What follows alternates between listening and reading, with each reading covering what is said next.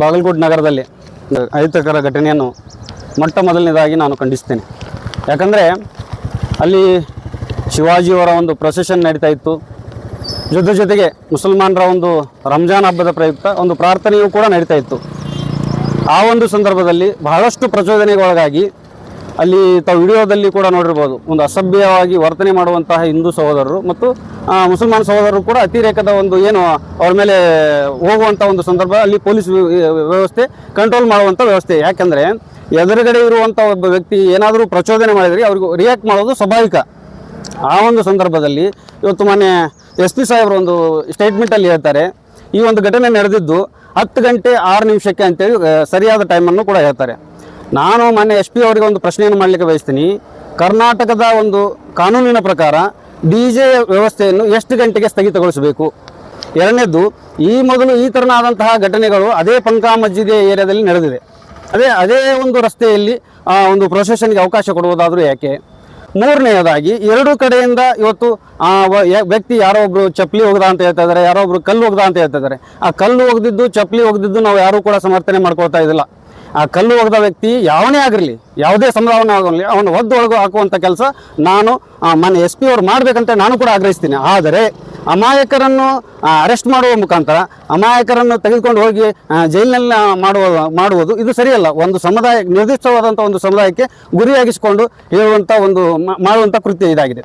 ಇವತ್ತು ಮೊನ್ನೆ SP ಅವರು ಮುಂಜಾನೆ ಒಂದು ಏನು ಪತ್ರಿಕಾಗೋಷ್ಠಿ ಮುಖಾಂತರ ಹೇಳ್ತಾರೆ, ನಾನು BNS 163 ಜಾರಿಗೆ ಮಾಡಿದ್ದೀನಿ. ಸೊ 4-5 ದಿವಸದವರೆಗೂ ನಾವು ಯಾವುದಕ್ಕೂ ಅವಕಾಶ ಕೊಡೋದಿಲ್ಲ. ಓಕೆ, ನಾನು ಅದನ್ನು ಅಕ್ಸೆಪ್ಟ್ ಮಾಡ್ಕೊತೀನಿ. ಯಾವುದೇ ಒಂದು ಕೋಮುಗ ಒಂದು ಸೌಹಾರ್ದತೆ ಕಾಪಾಡುವ ಒಂದು ನಿಟ್ಟಿನಲ್ಲಿ ಈ ಒಂದು ಸ್ಟ್ಯಾಂಡ್ ತೆಗೆದುಕೊಂಡ್ರು ಅಂತೇಳಿ ನಾನು ಕೂಡ ಭಾವಿಸ್ತೀನಿ. ಆದರೆ ಈ ಒಂದು ಬಾಗಲಕೋಟೆ ಕ್ಷೇತ್ರದ ಮಾಜಿ MLA ವೀರಣ್ಣ ಚರಂತಿಮಠ ಅವರು ನೂರಾರು ಜನರನ್ನು ತೆಗೆದುಕೊಂಡು ಅಲ್ಲಿ ರೋಡ್ ಮುಖಾಂತರ ಇದು ಸರ್ಕಾರದ ರಸ್ತೆ, ನೀವ್ಯಾಕೆ ರಸ್ತೆ ಬಂದ್ ಮಾಡ್ತೀರಿ ಅಂತೇಳಿ ಇದು ಕರ್ತವ್ಯಕ್ಕೆ ಅಡ್ಡಿಪಡಿಸಿದಂಗಲ್ವಾ?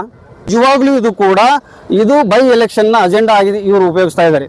ಈ ಹಿಂದೆ ಮಸ್ಜಿದಿಗಳು ಅನಾವಶ್ಯಕವಾಗಿ ಅಲ್ಲಲ್ಲಿ ಮಸ್ಜಿದ್ಗಳನ್ನು ಕಟ್ತಾ ಇದ್ದಾರೆ ಅಂತ ಪತ್ರಿಕಾಗೋಷ್ಠಿಗಳನ್ನು ಮಾಡ್ತಾರೆ. ಮತ್ತು ಇದೇ ಬೇಕಾಬಿಟ್ಟಿ ಹೇಳಿಕೆಯನ್ನು ಈಗ ಮಾನ್ಯ ಮಾಜಿ ಶಾಸಕರು ಕೂಡ ಕೊಡ್ತಾರೆ. ಒಂದು ಸೆಕ್ಟರ್ನಲ್ಲಿ 8 ಮಸ್ಜಿದ್ಗಳಿದ್ದಾವೆ, 10 ಮಸ್ಜಿದ್ಗಳನ್ನು ಬೇಕಾಬಿಟ್ಟಿ ಹೇಳಿಕೆಯನ್ನು ಕೊಡ್ತಾರಲ್ಲ. ನಿಮಗೆ ತಾಕತ್ತು ದಮ್ ಇದ್ದರೆ 8-10 ಮಸ್ಜಿದ್ಗಳನ್ನು ಬಂದು ತೋರಿಸ್ರಿ.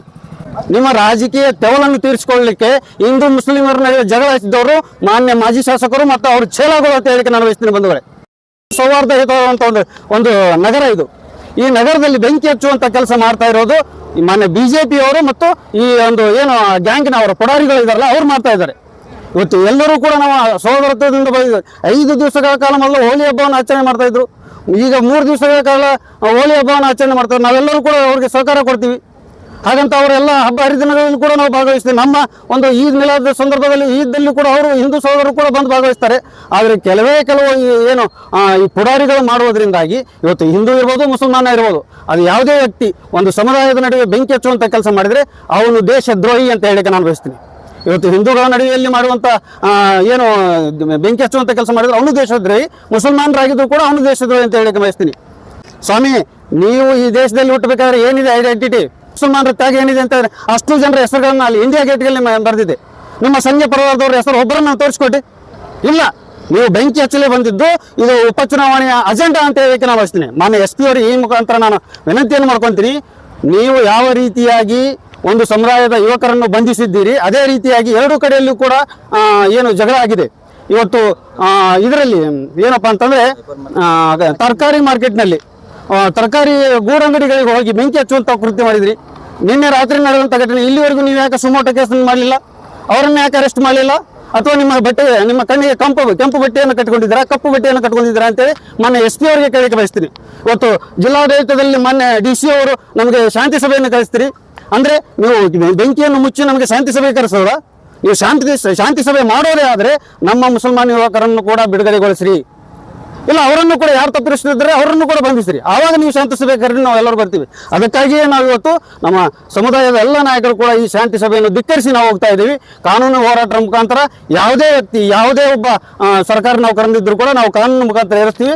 ಒಂದು ವೇಳೆ ಈ ಪರಿಸ್ಥಿತಿಯನ್ನು ಹತೋಟಿಗೆ ತರದೇ ಇದ್ದರೆ ನಾವು ಉಗ್ರವಾದ ಹೋರಾಟ ಮಾಡಲು ಕೂಡ ತಯಾರಿದ್ದೇವೆ ಅಂತ ಹೇಳಿಕೆ ನಾನು ಬಯಸ್ತೀನಿ ಬಂಧುಗಳೇ.